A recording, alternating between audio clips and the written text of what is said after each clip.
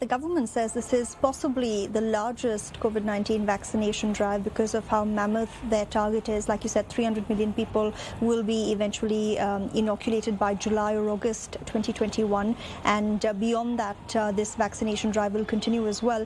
A few weeks ago, the government gave emergency authorization to two vaccines. One is the Oxford-AstraZeneca jab, which is being bulk produced by the Serum Institute of India here in the country. This is the world's largest vaccine manufacturer by volume, and that's really what the government is banking on as far as this COVID-19 immunization drive is concerned. But at the same time, the government also gave emergency authorization to an indigenous candidate. It's being developed by Bharat Biotech. It's called Covaxin, and currently this vaccine is still in the third stage of clinical trials. But the government says starting Saturday, when this rollout happens, there will be no choice given to candidates. Both vaccines will be deployed on the ground. Okay. How receptive is the population to the new vaccines? You mentioned that they won't have a choice of between the two vaccines, but are people or are public leaders coming forward and promoting the vaccine? Are people afraid of getting the vaccine at all? I think like in any other country, the opinion is mixed. There are certainly a lot of apprehensions, especially with the Bharat Biotech vaccine. Many people saying that with efficacy data not out yet, with clinical trials still happening, that's not a vaccine that they would want to voluntarily get. Of course, there's a lot more confidence with the Oxford-AstraZeneca jab because that is being used in other countries and other parts of the world as well. But this is going to be a challenge because there have been some studies that have shown that 70% of the population says they won't want to get inoculated. Something they already have immunity against COVID-19 given how widespread the outbreak has been in India. Some say they would want to wait and watch.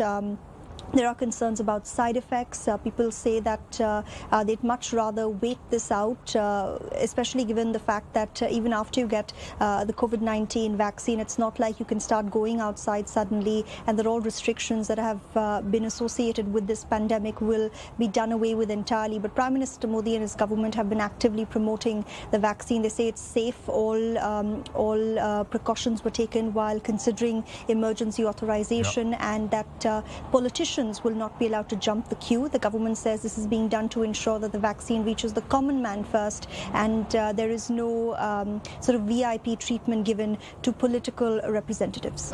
A word, Nia, from you about the distribution efforts. I imagine this is one of the hardest things to do in India, considering both how large and vast the country is, and also considering infrastructure constraints. So we're hearing that airplanes are flying around India today distributing the vaccines, but I imagine there are some challenges there. Can you address some of them?